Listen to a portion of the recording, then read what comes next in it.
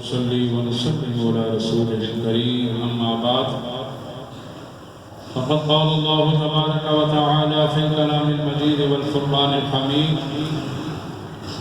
أعوذ بالله من الشيطان اللعين الرجيم بسم الله الرحمن الرحيم والذين آمنوا أشد حبا لله آمنت بالله صدق الله العظيم. درس مثنوی میں گزشتہ درس میں اس یہودی کا وہ سلسلہ جو میں نے عرض کیا تھا کہ جس نے یہ تہیہ کر لیا تھا کہ اب میں نے عیسائیوں کو فرقے میں بانٹنا ہے، فرقہ واریت ان کے اندر پیدا کرنی ہے، آپس میں اختلاف ڈالنا ہے، یہ عیسائی ایک دوسرے کی ٹانگیں کھینچتے رہیں گے، ایک دوسرے کو نقصان دیتے رہیں گے اور اس طرح عیسائیت خود بخود ختم ہو جائے گی. ساری زندگی وہ عیسائیت کے خلاف یہودیت کا علم بردار رہ کر جہاد کرتا رہا، لڑائیاں کرتا رہا، قتل و غارت گری کرتا رہا، لیکن جب اسے اس کا کوئی نتیجہ نہ ملا تو پھر اس نے یہ راہ نکالی کہ اب میں ان عیسائیوں میں اختلاف رائے پیدا کروں اور ان کو آپس میں لڑاؤں، یہ ایک دوسرے کے ساتھ مقابلے میں رہیں، ایک دوسرے کو نیچا دکھانے کی کوشش کریں اور اس طرح یہ خود بخود جو ہے ان کا کام آگے بڑھنے سے رک جائے اور ساری زندگی وہ اسی بھول بھلیوں میں پھنسے. اس نے کیا کیا؟ گوشہ نشین ہو کر اپنے گھوڑے کی ٹانگیں کاٹ لی. لوگوں نے آگے پوچھا، اس نے کہا جی اللہ پاک کی طرف سے مجھ پر الہام ہوا. اب یہ وہ وقت تھا کہ حضرت عیسیٰ علیہ السلام کو گزرے ہوئے 80 برس ہو گئے. کتنے برس؟ 80 برس. اب تک عیسائیت میں اتحاد تھا. عیسیٰ علیہ السلام جتنی نمازیں پڑھتے تھے وہ عیسائی اتنی ہی نمازیں پڑھتے تھے. حضرت عیسیٰ علیہ السلام جو نیکیاں کرتے تھے وہ عیسائی لوگ وہی نیکیاں کرتے تھے. حضرت عیسیٰ علیہ السلام نے جس طرح زندگی بسر کرنے کا حکم دیا تھا وہ لوگ اسی طرح زندگی بسر کر رہے تھے، لیکن اس نے گوشہ نشین ہو کر لڑائی چھوڑی، جھگڑا چھوڑا، مقابلہ چھوڑا، اپنے گھوڑے کی ٹانگیں کاٹی، گوشہ نشین ہو گئے. لوگ اس کے پاس آئے، اس سے پوچھنے لگے کہ تم انہیں گوشہ نشینی اختیار کر لی ہے، عیسائیوں کے خلاف تم نے لڑنا چھوڑ دیا ہے. اس نے کہا جی اللہ کی طرف سے مجھے پیغام آیا ہے کہ عیسائیت جو ہے وہ سچا مذہب ہے، ان کا عقیدہ سچا ہے، تو اب مجھے بھی توبہ طائب ہونا ہے اور میں نے یہودیت چھوڑ دی ہے اور میں عیسائی بن گیا. اب میں گوشہ نشین ہو کر عیسائیت کی خدمت کرنا چاہتا ہوں. پھر اس کی جتنی چال بازیاں تھیں، چالاکیاں تھیں، مکاریاں تھیں، عیاریاں تھیں، وہ ساری کی ساری اس نے ظاہری رنگ روپ میں اختیار کر کے لوگوں کو عیسائیت کے حوالے سے بڑے اسرار و رموز کی باتیں بتاتا تھا. کس کے حوالے سے؟ عیسائیت. تو مولانا روم رحمت اللہ تعالی علیہ نے یہی فرمایا کہ 100,000 مرد ترسا سوئے اندک اندک جمع شد در کوئے. جب اس نے یہ لبادہ اڑا عیسائیت کا اور عیسائیت کے پرچار کا، عیسائیت کی ترویج و اشاعت کا، عیسائیت کی محبت کا، تو جو عیسائی لوگ تھے وہ کھچا کر اس کے طرف بڑھتے چلے آئے. جمگٹا بڑھتا گیا، اجتماع بڑھتا گیا، لوگوں کا جمع غفیر بڑھتا گیا اور اس طرح لوگ اس کے شہدائی بن گئے. کیا بن گئے؟ او بیان می کرد بائی شام براز سر انگلیوں زنار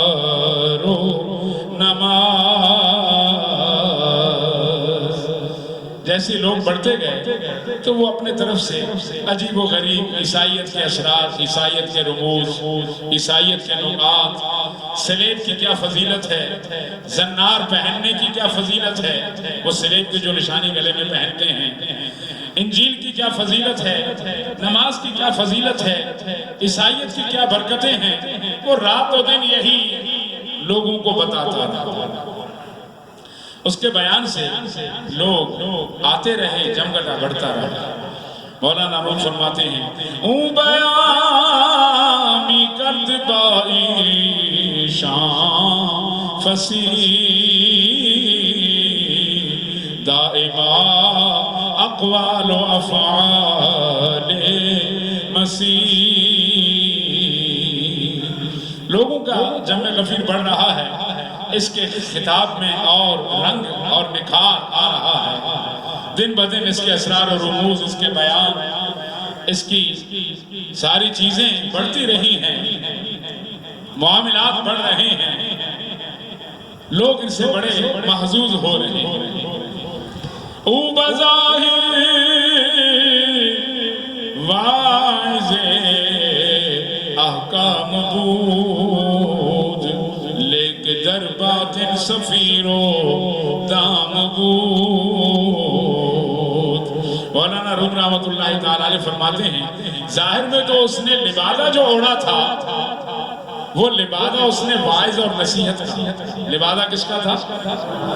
واعظ اور نصیحت کا، عیسائیت کے حوالے سے بہترین نصیحت کر رہا ہے، بہترین لوگوں کو پند و نصائح کے سلسلے وہ ہیرے کی موتی پرو رہا ہے اور لوگوں کو بڑا متاثر کر رہا ہے۔ لیکن مولانا روم رحمت اللہ تعالی علیہ نے فرمایا باطن میں اس کا اس سے دور سے بھی کوئی تعلق نہیں تھا، باطن میں وہ دام تھا، شکاری تھا۔ کیا تھا؟ اس نے تو یہ جال بچھایا ہوا تھا واعظ و نصیحت کا، عیسائیت کی فضیلت کا، سلیب کی فضائل کا، زنار کے فضائل کا، عیسائیوں کو خوش فہمی میں مبتلا کرنے کا، لیکن در حقیقت وہ سارے کا سارا سلسلہ وہ شکار کے لیے تھا۔ اس نے دام بچھایا ہوا تھا، اس نے جال بچھایا ہوا تھا، جو عیسائیوں کو کیا کر رہا تھا؟ شکار کر رہا تھا۔ عیسائیت سے دور کرنے کا یہ ایک ذریعہ تھا، عیسائیت سے محروم کرنے کا اس کا ایک ذریعہ تھا، لیکن وہ عیسائی بیچارے اس کو اپنا خیر خواہ سمجھتے رہے اور وہ ان کی بدخواہی کرنی کرتی۔ اب مولانا روم رحمت اللہ تعالی علیہ نے یہاں سے پھر رستہ کہیں اور لے لیا۔ آج اگر ہم اپنے زندگی پہ غور و فکر کریں، آج ہمارے جتنے دین کے ٹھیکیدار ہیں، دین کے منصبدار ہیں، عہدیدار ہیں، کہیں ان میں بھی ایسا معاملہ تو نہیں کہ ہمارے اسلام کی واعظ و نصیحت کا روپ اختیار کر کے در حقیقت وہ اسلام کو طاقت دے رہے ہیں یا نقصان دے رہے ہیں؟ یہ چیز ہمیں غور کرنی ہے۔ مولانا روم رحمت اللہ تعالی علیہ نے پھر یہاں اشارہ فرمایا باہر ایمان صحابہ از رسول ملتمس بودند مکر نفس غول۔ فرماتے ہیں اسی قسم کے شیطانی مکر کا، فریب کا سراغ لگانے کے لیے پیارے صحابہ کرام رضوان اللہ تعالی علیہم اجمعین میرے آقا کریم علیہ السلام کے ارد گرد گھومتے تھے تاکہ وہ نفسانی جو مکر ہے، نفس و خواہشات کا جو فریب ہے، جو دھوکہ ہے، وہ اس کو پہچانے۔ آج ہمیں نفس کے مکر و فریب کا پتہ نہیں ہے۔ آپ کو پتا ہے کہ نفس کا مکر و فریب کتنا خطرناک ہے؟ ہم سوچ بھی نہیں سکتے۔ ہم کہتے ہیں، قرآن کہتا ہے کہ شیطان ہمارا دشمن ہے۔ کون ہمارا دشمن ہے؟ ان الشیطان لکم عدو مبین۔ اللہ نے قرآن پاک میں فرمایا بے شک شیطان تمہارا ظاہر ظہور دشمن۔ لیکن بتاؤ شیطان وہ ہمارا دشمن صحیح ہے، ضرور ہے، لیکن شیطان کو کس نے بہکایا ہے؟ تو نفس یہ شیطان کا بھی استاد ہے، शैतान को बर्बाद करने वाला ये नफ्स है। वो नफ्स क्या है? मैं। वो नफ्स क्या है? अब आप देखते चले जाइए, हमारे पीरान उज़ाम में देखते चले जाइए, हमारे मुफ्तियान निज़ाम में देखते चले जाइए, हमारे जितने भी मनसबदार हैं, ओहदेदार हैं, बताइए इनके अंदर मैं है या नहीं है? अल्लाह करीम हमें अपनी मैं को मिटाने की तौफीक अता फरमाए। ये मैं, जिसमें मैं आ गई, वो जिंदगी में कभी हिदायत नहीं पा सकता। चाहे कितने बड़े मुरीदी के दावे करे, उसको मंजिल नहीं मिल सकती। और जो शेख अपने मुरीद की मैं खत्म नहीं कर सका, वो शेख शेख कहलाने के काबिल नहीं है। सहाबे किराम रिज़वानुल्लाहि ताला अलैहिम अजमईन ने मेरे नबी के इर्द गिर्द रहकर सोहबत की बरकतों से इस मैं को मिटाया। ये मैं नमाजों से नहीं मिटती, ये मैं रोज़ों से नहीं मिटती, ये मैं हज करने से नहीं मिटती, ये मैं तबलीग करने से नहीं मिटती, तकरीर करने से नहीं मिटती, तसनीफ व तारीफ करने से नहीं मिटती। ये मैं मिटती है नजर से, नजरों के कमाल से मिलती है, नजरों के करम से मिलती है, साहिबान नजर की नजर में रहने से मिलती है, साहिबान नजर की मोहब्बत में रहने से मिलती है, साहिबान नजर की जूतियां सीधी करने से मिलती है, साहिबान नजर की जिंदगी में रहकर अपने आप को मिटाने और उनकी सोहबत की बरकतें हासिल करने से मिलती है। और आज हमारे अक्सरियत पीरान उज़ाम की सोहबत तो मिलती ही नहीं है। कौन सा मुरीद है जिसको अपने मुर्शिद की सोहबत मिले? जब सोहबत ही नहीं ली तो कहां से मैं मिटेगी? ये मैं बकरे की आदत है। किसकी आदत है? मैं आखिर में बेचारे पर देखिए छुरी तले आ जाती है। कटती है नहीं कटती? हम भी कटते हैं, सुबह शाम कटते रहते हैं, लेकिन हमें एहसास, हम भी ज़ुबा होते रहते हैं, हमारी इज्जतें ज़ुबा होती हैं, हमारे जानो माल ज़ुबा होते हैं, हमारे घर बार ज़ुबा होते हैं, लेकिन हमें उसका एहसास, इसलिए कि मैं से निकलेंगे तो पता चलेगा। मैं में पड़े में ऐसे मदहोश हैं, बेहोश हैं, हमें खबर ही नहीं, ज़ुबा होते रहते हैं, चोटें लगती रहती हैं, तूफान आते हैं, सैलाब आते हैं, बर्बादी आती है, हमारी मैं खत्म नहीं होती। कुर्बान जाएं महबूब करीम के, अल्लाह के वलियों के। मेरे आका करीम अलैहिस्सलातु वस्सलाम का फरमान मुक़द्दस है कि रब करीम ने अलस्तु बिरब्बिकुम जब फरमाया, क्या मैं तुम्हारा रब नहीं? तो सारी कायनात ने और सारी मखलूक ने क्या कहा? बला, तू हमारा रब है, तू हमारा, हम तेरी मखलूक हैं, तू हमारा माबूद है, हम तेरे आबिद हैं, तू हमारा मसजूद है, हम तेरे साजिद हैं, तू हमारा खालिक है, हम तेरी मखलूक हैं, तू हमारा मालिक है, हम तेरे ममलूक हैं, तेरी मिल्कियत में हैं। हमारा ये वादा है दुनिया में जाएंगे तो हम न किसी जागीर के काबिल होंगे, लायक होंगे, न जागीर की वजह से मैं करेंगे, न जमीन की वजह से मैं करेंगे, न दौलत की वजह से मैं करेंगे, न हम बड़े से बड़े ओहदेदार होकर मैं, हम तो तू ही तू कहते रहेंगे। क्या कहते रहेंगे? पैदा होने से पहले मुझे कौन जानता था और मरने के बाद कौन मेरी कब्र पे आएगा? सोने के चम्मच लेकर जो पैदा हुए आज वो कब्रों में हैं। कोई पुरसान हाल है? कितने हुक्मरान हैं? फरमाते हैं अल्लाह करीम ने सारी मखलूक को कहा, सबने कहा तू ही तू है। अल्लाह पाक ने नफ्स को पैदा फरमाया, सामने लाकर उसको खड़ा किया, माना ना, ऐ मेरे नफ्स तू बता दे मैं कौन हूँ? किसने पूछा? किसने? अल्लाह पाक ने। अल्लाह करीम के सामने अंदाजा करें इसकी बदबख्ती देखी।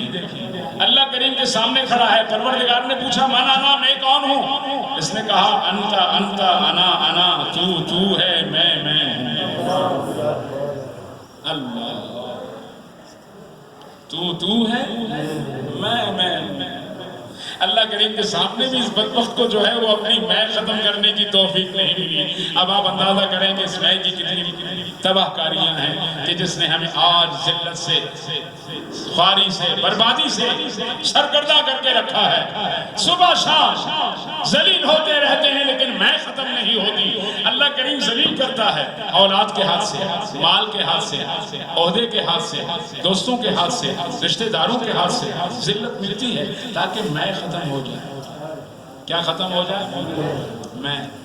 لیکن ہماری میں ختم نہیں ہوتی. یہ دل کیوں ٹوٹتا ہے؟ یہ دل اسی لیے ٹوٹتا ہے کہ جب دل پر چھریاں چلتی ہیں تو انسان کی میں ختم ہوتی ہے. یہ تربیت ہے اس کی. کیا ہے یہ؟ کیا ہے؟ تربیت. اللہ کریم کو جس سے محبت ہوتی ہے نا، اللہ کریم اس کے دل پہ چھریاں چلواتا ہے. اولاد چھریاں چلا رہی، دوست ہیں چھریاں چلا رہے ہیں، رشتہ دار ہیں چھریاں چلا رہے ہیں. جس سے تعلق ہو جائے، کاروبار ہو جائے، جس سے لین دین ہو جائے، جس سے آنا جانا ہو جائے، چھریاں چلا رہا ہے تو سمجھ لو کہ آپ کا رب آپ سے راضی ہے. اس لیے کہ یہی دل تو ہے.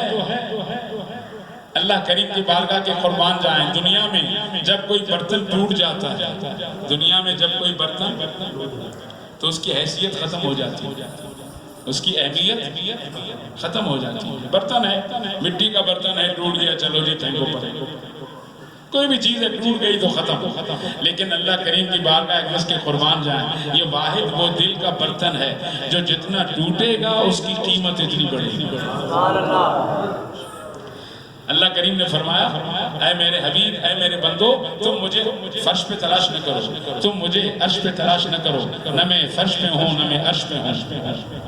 نہ آسمانوں میں سما سکتا ہوں، نہ زمینوں میں سما سکتا ہوں، نہ سمندروں میں سما سکتا ہوں، نہ پہاڑوں پہ سما سکتا ہوں. مجھے فرش و عرش میں تلاش نہ کرو. اے میرے بندو، تم نے اگر مجھے تلاش کرنا ہے تو میرے ٹوٹے ہوئے بندے کے دل میں تلاش کرو. جس میرے بندے کا دل ٹوٹا ہوا ہو اس میں تمہیں ملوں گا. مرد کلندر لاہوری نے تبھی کہا، تو بچا بچا کے نہ رکھ اسے، تو بچا بچا کے نہ رکھ اسے، کہ یہ وہ آئینہ ہے، وہ آئینہ جو شکستہ تر ہو، جو شکستہ ہو تو عزیز تر ہے نگاہ آئینہ ساز.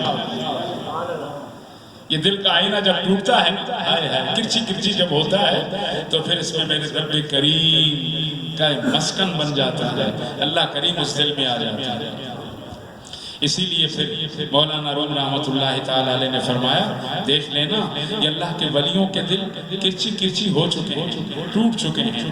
ان کے دل میں میں نہیں ہوتی، تو ہی تو ہوتا ہے. ان کے دل میں اللہ اور اس کے رسول ہوتے ہیں. یہ ذات کے لیے نہیں جیتے، نام کے لیے نہیں جیتے، عہدے کے لیے نہیں جیتے، کاروبار کے لیے نہیں جیتے، دنیا کے سیاست اور دنیا کے تعلق کے لیے نہیں جیتے. ارے ان کا جینا مرنا اللہ اور اس کے رسول کے لیے ہوتی ہے. قرآن پاک میں اللہ کریم نے فرمایا، قُلْ إِنَّ صَلَاتِي وَنُسُكِي وَمَحْيَايَ وَمَمَاتِي لِلَّهِ رَبِّ الْعَالَمِينَ لَا شَرِيكَ لَهُ وَبِذَلِكَ أُمِرْتُ. اے میرے حبیب کہہ دیجئے کہ بے شک میری نمازیں، میرے روزے قربان جائیں، ارکان، یہ سب کچھ اللہ اور اس کے رسول کے لیے ہے. تو بندہ اس وقت تک بندہ ہی نہیں بنتا جب تک کہ اس کا جینا مرنا اللہ رسول کے لیے. ہمارا جینا مرنا اللہ رسول کے لیے ہے. قربان سیدنا ابو سعید خرازی سے کسی نے پوچھا کہ بندہ کون ہے؟ فرمایا، العبد الذی لا ملک لہ، بندہ تو وہ ہے جس کی کوئی پراپرٹی نہ ہو، جس کی کوئی جاگیر جائیداد ہے بھی تو وہ نہ ہونے کے برابر ہے. پہلے تو ہے ہی نہیں، اگر ہے بھی تو اللہ رسول کے نام پر قربان ہے، ان کی نسبت سے ہے، ذات کے لیے نہیں. نیتیں اللہ رسول کے لیے ہیں، اللہ رسول کی بندگی کے لیے ہیں. مسجد ہے، مدرسہ ہے، خانقاہ ہے، ان کے برکات کے حصول کے لیے. آج جگہیں لے لیتے ہیں تو ہمارے نام پر ٹرانسفر ہو جاتا ہے، ہوتا ہے نہیں ہوتا؟ پلاٹ ہے، فلیٹ ہے، مکان ہے، بلڈنگ ہے. اچھا ایک وقت تو وہ ہمارے نام پر ٹرانسفر ہوتا ہے، پھر جب ہماری عمر ختم ہوتی ہے تو ہم اس زمین کے ٹکڑے میں ٹرانسفر ہو جاتے ہیں. سبحان اللہ. ہماری اپنی کوئی حیثیت نہ تھا نہ ہے نہ ہوگی. ہماری ساری حیثیتیں اللہ رسول کی نسبت سے ہیں. تو مولانا روم رحمۃ اللہ تعالی علیہ نے فرمایا پیارے صحابہ کرام نے پیارے نبی پاک کی صحبت کی برکتیں حاصل کر کے اپنے نفس کو رام کیا، نفس کی خواہشات کو ختم کیا، اپنے نفس کو کنٹرول میں رکھا، اپنے نفس کو اپنے تابع کیا. تو یہ صحبت کی برکت سے ہی ممکن ہے، اس کے سوا ممکن ہی نہیں.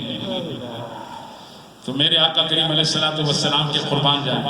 حضرت حذیفہ صحابی رسول ہیں، فرماتے ہیں میرے آقا کریم علیہ السلام کی بارگاہ میں پیارے صحابہ مختلف نیکیوں کے بارے میں پوچھتے تھے، لیکن میں اللہ کے پیارے نبی کی بارگاہ میں کسی بھلائی کے بارے میں سوال نہیں کرتا تھا، میں اپنے نفس کی برائی کے حوالے سے پوچھتا تھا. یا رسول اللہ میں نفس کی برائی سے کیسے بچوں، اس کے مقابلہ کیسے کروں، اس کی باریکیوں کو میں کیسے سمجھوں جس سے میری میں ختم ہوتی رہے. کیا ختم ہوتی رہے؟ میں. تو اللہ کریم ہمیں اپنی میں کو مٹانے کی توفیق عطا فرمائے. ہاں ہمارے غالب نے غالباً کہا نہ تھا کچھ تو خدا تھا، نہ تھا کچھ تو خدا تھا، کچھ نہ ہوتا تو خدا ہوتا. نہ تھا کچھ تو خدا تھا، کچھ نہ ہوتا تو خدا ہوتا. ڈبویا مجھ کو ہونے نے نہ ہوتا میں تو کیا ہوتا. میں ہی نہ ہوتا تو کیا ہوتا. کون سی کائنات کی کہانی رک جاتی، کائنات کا کون سا نظام رک جاتا. اللہ کریم مجھے اپنی میں کو مٹانے کی توفیق دے. اصل زندگی شروع تب ہوتی ہے جب انسان کی نفسانی خواہشات رک جاتی ہیں، جب اس کی میں ختم ہو جاتی ہے، جب اس کا جینا مرنا اللہ اور اس کے رسول کے لیے ہوتا ہے. اللہ کریم اپنے فضل و کرم کے صدقے ہمیں نفس کی تمام باریکیاں سمجھنے کی توفیق عطا فرمائے، نفس کی خواہشات سے بچنے کی توفیق عطا فرمائے. نفس جو بولے وہ نہ کرو، اللہ رسول جو فرمائے. اچھا نفس کو رام کیسے کیا جا سکتا ہے؟ ہاں قرآن پاک میں ہے ان ناشئۃ اللیل ہی اقوم. اگر نفس کو رام کرنا چاہتے ہو، نفس کو اپنے کنٹرول میں کرنا چاہتے ہو، بزرگوں کی صحبت میں رہو، ان کی نظر میں رہو، ان کی جوتیاں سیدھی کرتے رہو، ان کی خدمت میں رہو، اور اس کے ساتھ ساتھ آدھی رات کو اٹھنے کی کوشش کرو. ان ناشئۃ اللیل ہی اشد وَأَقْوَمُ قِيلًا. یہ رات کا اٹھنا جو ہے یہ انسان کو عاجز بنا دیتا ہے. یہ رونے کی توفیق بھی مل جاتی ہے، گناہ بھی معاف ہو جاتے ہیں، اللہ کریم کی رحمت بھی ملتی ہے، برکت بھی ملتی ہے، سکون بھی ملتا ہے. میرے آقا کریم پر تو تہجد کی نماز فرض تھی، 6 نمازیں فرض تھیں.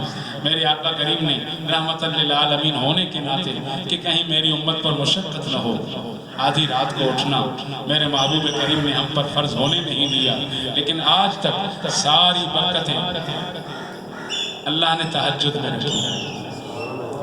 نفس کو کنٹرول کرنا تہجد میں، انسانیت کی خوبیاں حاصل کرنا تہجد میں کو مٹانا تہجد میں، انسانیت کی خدمت تہجد میں. جس کو تہجد نصیب نہیں ہے اس کو انسانیت کے خد و خال لگ ہی نہیں سکتی. یہ نفس تو مٹ ہی نہیں سکتا، میں اس کی مر نہیں سکتی. پھر وہ چھریوں تلے بکری کی طرح، بکری اب بزرگوں نے لکھا وہ میں کرتی رہتی ہے، بکری ہے بکرا ہے. سب سے پہلے تو ساری زندگی اس کے گلے میں رسہ ہے. کیا ہے؟ بندھا رہتا ہے. جب سے اس نے جنم لیا صبح ہونے تک بندھا رہتا ہے. جس کی میں ختم نہیں ہوتی وہ بندھا رہتا ہے.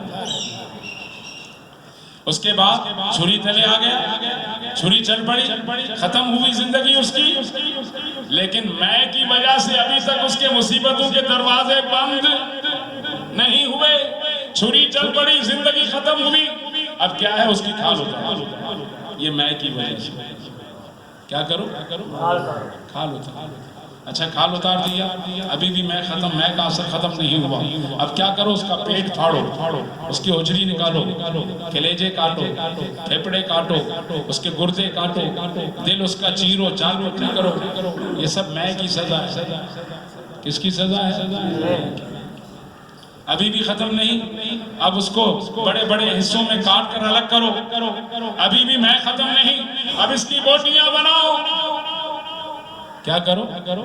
بوٹیاں بناؤ، ابھی بھی میں ختم نہیں ہوئی، میں کا اثر ابھی بھی نہیں گیا، اب کیا کرو؟ بوٹیاں بن گئی، اب اس کو چولہے میں چڑھاؤ، آگ میں جلاؤ، ابھی بھی میں کا اثر ختم نہیں، اب کیا کرو؟ چولہے پہ چڑھانے کے بعد، پکانے کے بعد انسانوں کو دو تاکہ وہ اپنے دانتوں سے اسے نوچیں۔ یہ سب میں کی وبا ہے، کس کی؟ میں۔ یہاں پر آج مصیبتوں کے دروازے ویسے نہیں کھلے، اس کی وجہ یہی ہے کہ ہم اچھے بلے سمجھدار ہونے کے باوجود میں کے لیے جیتے ہیں، ذات کے غلام ہیں، اپنے رنگ کے غلام ہیں، اپنی نسل کے غلام ہیں، اپنے نسب کے غلام ہیں۔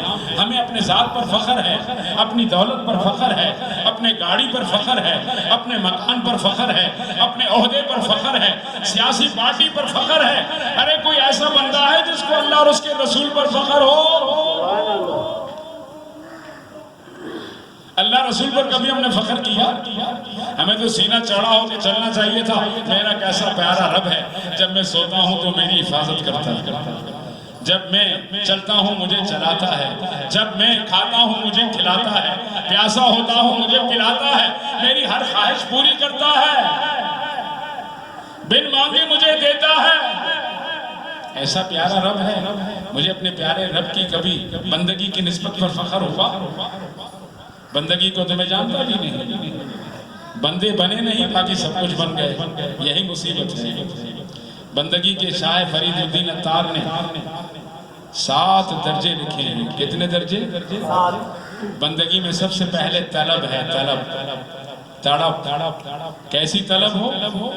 آپ کو 5 دن 7 دن کسی بیابان میں چلے جاؤ، پہاڑی ایریا میں چلے جاؤ، ریگستان میں چلے جاؤ، آپ کو پانی پینے کو نہ ملے، 5 دن کے بعد پانی کی کیسی طلب ہوگی؟ اندازہ ہے؟ پیاس کیسی ہوگی؟ آپ کے خواب میں بھی پانی نظر آئے گا، شراب میں بھی پانی نظر آئے گا، ذہن میں بھی پانی ہے، فکر میں بھی پانی ہے، آپ کے انگ انگ میں پانی کی طلب ہے۔ جب تک ایسی طلب اللہ رسول کی نہ ہو تو بندگی کے راستے پر چل نہیں سکتے۔ طلب سب سے پہلے ہے، جب طلب ہو تو پھر محبت ملتی ہے۔ کیا ملتی ہے؟ محبت۔ تڑپ کے بغیر کس کو محبت ملی؟ ہم بولتے ہیں میں تڑپوں تو نہیں، تڑپنا نصیب نہ ہو، بس مفت میں محبت مل جائے۔ اللہ رسول کی محبت اتنی بے وقت اور اتنی بے حیثیت نہیں ہے۔ اس کے لیے طلب پیدا کرنی ہوگی، وہ آپ کو میں نے خود کرنا ہوگا، طلب والوں کے دامن سے نسبت پیدا کرنی ہوگی، طلب والوں کی صحبت میں رہنا ہوگا، جو اللہ رسول کے عشق میں صبح شام روتے ہیں۔ طلب کی وادی طے کر گئے، اب تمہیں محبت ملے گی، محبت میں مکمل ہونا ہوگا، اولاد، جان، مال، وطن، ساری چیزوں کی محبتیں نیچے ہوں، اللہ رسول کی محبت اوپر۔ ایسا نہیں ہے تو پھر محبت ہی نہیں۔ محبت کے بعد تیسری وادی ہے بندہ سلوک کی، بندگی کی، معرفت، جس کو ہم جان پہچان کہتے ہیں۔ طلب نہ ہو، محبت نہ ہو تو اللہ رسول کی پہچان نہیں ملتی۔ معرفت کے بعد پھر اگلا مقام ہے، وادی ہے استغنا۔ کون سی ہے؟ جس کو ہم کہتے ہیں بے باک۔ کون سی وادی؟ جب آپ کی طلب مکمل ہوئی، آپ کی محبت مکمل ہوئی، معرفت مکمل ہوئی، اب بندہ استغنا کے مقام پہ پہنچتا ہے۔ استغنا کے معنی ہے بے پرواہ۔ استغنا کے معنی ہے بادشاہ آئے، غریب آئے، امیر آئے، کسی کی کوئی حیثیت، اللہ رسول کی حیثیت ہے۔ بلکہ اللہ کے ولیوں کی زندگی رہی، وہ ہمیشہ بادشاہوں سے کتراتے رہے۔ یہ موجودہ تو ہم نے سلوک کو بدنام کر رکھا ہے۔ ہمارے بزرگوں نے کبھی اپنے مریدین کے حوالے سے چندہ نہیں کیا، ہم چندے کے بغیر چلتے نہیں۔ 10,000 خواجہ نظام الدین اولیاء کے بارگاہ میں آپ کے مریدین کا دسترخوان بچتا تھا، آپ کسی سے چندہ نہیں لیتے. بادشاہ کو خوف لگ گیا، ڈر لگ گیا کہ 10,000 لوگ ان کے دسترخوان پہ کھانا کھاتے ہیں، میں بادشاہ ہوں، میں 10,000 آدمیوں کو کھانا نہیں کھلا سکتا، یہ کہیں ایسا نہ ہو میری بادشاہ پہ قبضہ کر لے.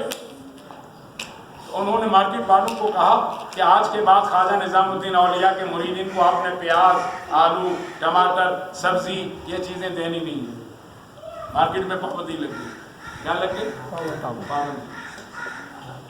خلیفہ نے آ کر آپ سے خادم نے عرض کیا حضور یہاں تو پابندی لگ گئی ہے، اب بادشاہ نے منع کر دیا ہے، اب فقیروں کا لنگر کہاں سے آئے گا؟